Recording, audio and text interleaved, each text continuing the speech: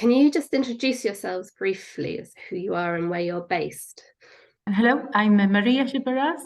I'm an assistant professor in fisheries conservation at Heriot-Watt University, and I will be the first supervisor for this project. Hello, I'm Lynda Rodwell. I'm based at the University of Plymouth, and I'll be the second supervisor on this project. My first question is, where did the idea for the project come from?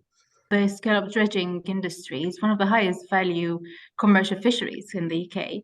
It supports lots of livelihood, but it relies on having fishing gear that is towed along the seabed. And so this has led to a lot of controversy, start digging into around this subject, and because, of the associated environmental impacts with this type of fishing.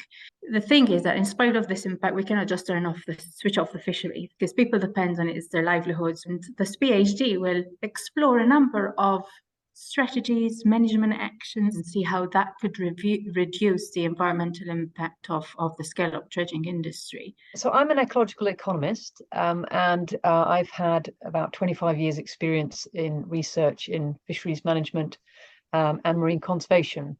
Two parts of this that I'll be closely involved in are the sort of social aspects of fishermen's behavior, their choices of where they fish, for example, and also on the bioeconomics, so the implications of changing certain strategies, for example, and how what the implications are of that on the ecology and biology of the stocks. It's sort of a systems approach which I'm really interested in. It's an ecological and a social system connected.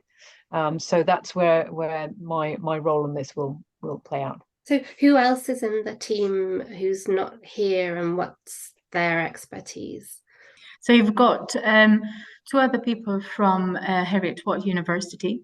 We've got a social scientist up in Orkney and the fisheries biologist as well, that will be able to help with the understanding these population dynamics, where they occur, why they occur. To be able to manage something, you need to understand your stocks. But we also it's an ecosystem-based management approach. It's not just how much stock is on the ground, it's the people are also part of that system. So that's why we have the social aspect. We need to understand these three components to form a more holistic understanding of the system. This is an interdisciplinary project, and it offers a real opportunity for any candidate to sort of develop their skills in sort of the fields of biology, ecology, sociology, and economics. And so what we want from a candidate is that they are quantitative, so they're very comfortable with numbers, but also that they're quite comfortable with looking at the system and how they interact. Their background could be either from the social sciences or the sort of ecological side of things, so long as they are open to this interdisciplinarity and really enthusiastic about it, actually. But one of the key things is that they do need to be quantitative.